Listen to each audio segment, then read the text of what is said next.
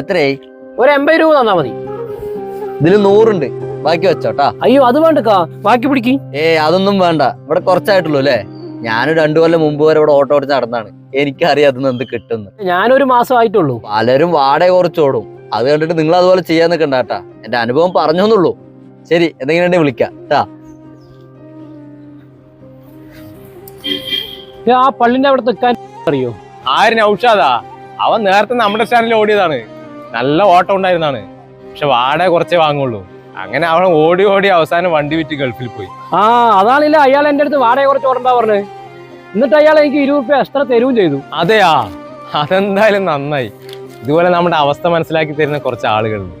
അവർ വിളിക്കുന്ന ഓട്ടം പോകാൻ തന്നെ നമുക്ക് നല്ലൊരു സന്തോഷമുണ്ട്.